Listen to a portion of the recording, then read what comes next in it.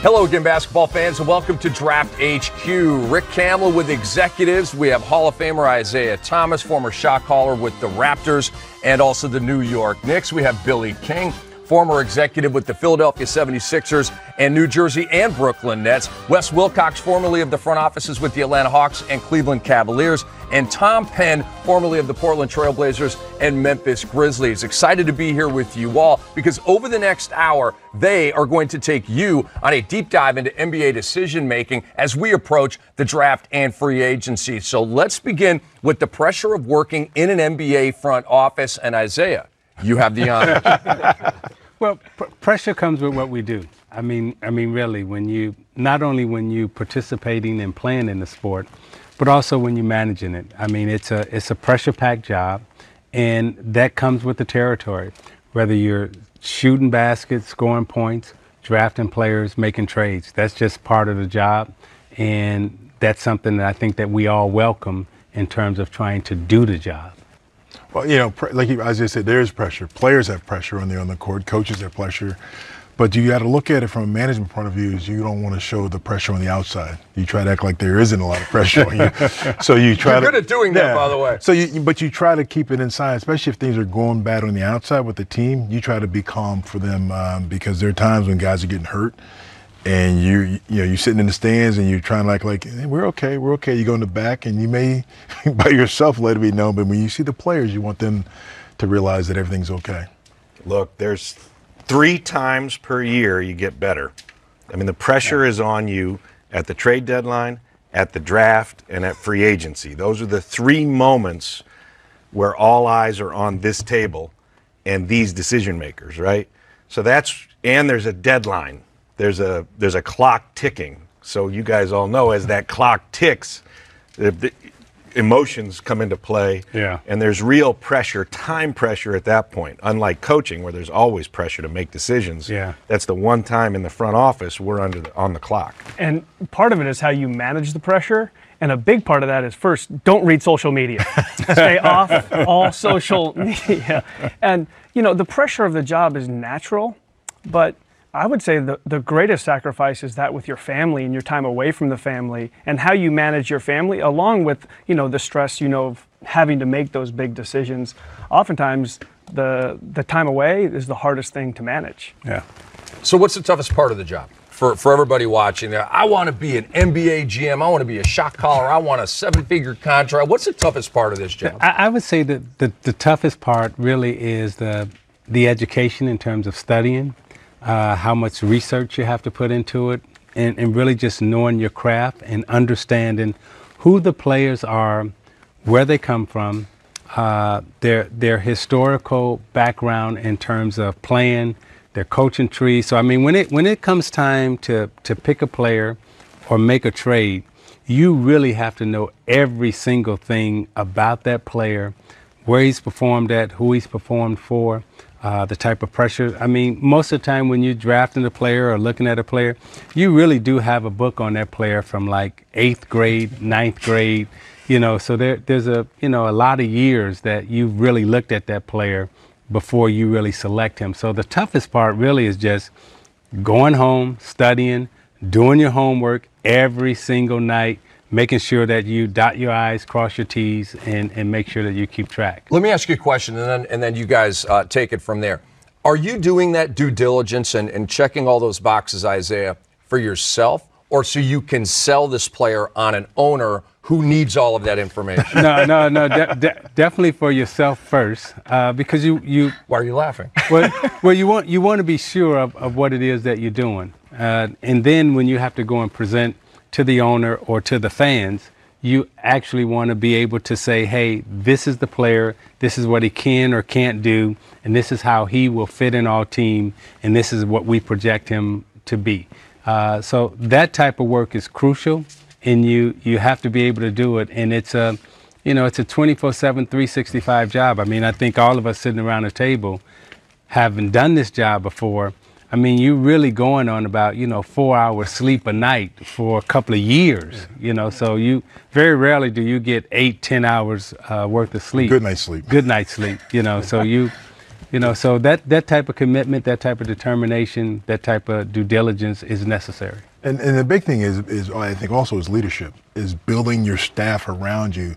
Because as Isiah said, you get that information, you want to have a staff that you trust, that's going to do as much work as you, because you're not going to be able to make every decision by yourself. So, you know, when it comes to the draft, I really relied on my staff that did the scouting to do the draft and do the rankings. But you've got to have the medical staff. It's all these different people you got to manage to get all this information. Yeah. And, you know, from the medical, and nowadays players have their own information. So you want to make sure that you're getting information, because they're going to have their information to back it up and say, wait a minute, why are you doing this? So it's more of being a leader of a lot of people and being able to lead that group and have that group believe in you as a leader of the organization. Yeah, you hit on the preparation part and the leadership to get there. But Rick, to your question about communication, I think you have to be a really sophisticated communicator in this role, because if you're allowed to communicate. Fair enough. What, do you have experience here?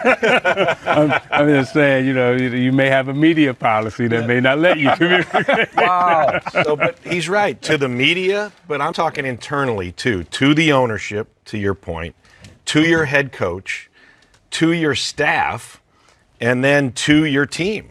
And what you're trying to do is build consensus and build momentum around whatever that decision is going to be, whether it's a draft decision, a trade decision, or any other sort of transaction. You're constantly communicating to various stakeholders in different ways. And you need to have really a PhD in communications to get this done appropriately, because any one of those things can throw it off. Yeah. And the toughest decisions always like the human decisions, when you have to trade a player that has meant a lot to the organization, or when you're, you know, maybe choosing not to offer a contract or not going to pay a player what they would like, Yeah. or a staff change. You know, those decisions where you're dealing with the human emotion, you're dealing with the family, that's where it gets hard. And to your question, Rick, or comment about trying to sell an owner, sometimes you got to deal with the owner trying to sell you. And so you got to be able to fight back. Like in Cleveland, we never missed or did our best to miss a Michigan State player. Dan Gilbert went to Michigan State. He watches every Michigan State game. You know all those players. Here in Atlanta, Tony Ressler, he graduated from Georgetown. So in our scouting meetings, I would always be like, guys, anybody at Georgetown? Are we sure there's anybody at Georgetown? Because you knew you were going to get the phone call and get the question about, hey, please talk to me about this player, because it was coming. Yeah. So, Wes, we're going to go around the table here and you guys on analytics versus eye test. Wes, start us off with that. It's another part of the process. You know, the numbers, you know, speaking to ownership, oftentimes they're data-driven communicators, and it's easy to understand that as a part of the process, but it's no larger than evaluating the player, doing the background that we're talking about earlier. Billy, you're talking about the medical, the importance of the medical. It's just one other piece of the kind of puzzle in evaluating to kind of synthesize to make a decision. Come on. It's 100% analytics. You know that. This momentum towards data. For some organizations. For some organizations. Look, ownership profile has changed. You've got all the private equity money. You've got all these data-driven decision makers making the big choices now. They want information. That's how they've made their fortunes. But in this space, for me, it's always been about gut and eye test first, and then you look to the numbers to validate. Mm-hmm. You know, you look for it to either, and sometimes it'll show you, it'll bolster your decision and reinforce it. There have been times where it's like, whoa, maybe my eyes are deceiving me, and you pull back, and then it'll show you things your eyes don't see. Yeah. So the analytics guys have come to me at times and said, look at this. And I'd say no, and you go look, and you're like, oh yeah, that's right. That's right. Yeah. Because it makes you go back sometimes and look at it. But the one thing I think, especially in the draft, that I believe in more in analytics and eye test is psychological testing, because they usually they can't fool with that kind of a test. I was big in Philadelphia, and there were times where guys would come in and just our psychiatrist say, you can't draft this guy. You haven't met my brother. He fooled that test every time. but you know, and so we'd write them off in Philly, and invariably those guys would end up being in and out of the league in 2 or 3 years. So I use that a lot. But the analytics, I think, is important. I think analytics has been around. It's just more advanced stats. I think people use all kinds of things. I mean, I was big in rebounds per minute. You know, for guys like if a guy was like 1.8, they were great rebounders, and I use that. You know, I don't know if that's advanced analytics. It's just something that I learned from Donnie Walsh when I was working for him. I think analytics is always a part of it, but I do think you got to see how guys react if they're at a game. If a guy, when a coach takes him out, how does he respond on the bench? If he get taken out, is he a good teammate? Because no matter what the analytics say, if the guy's not a good teammate, you can't have him on a team because it's going to destroy you. Analytics can't tell you that. Yeah, I fall on the side of, analytics definitely is a tool that you use to basically help confirm or deny what you've just seen. And I think this is not a knock on any of us at the table who have played, but that's YouTube.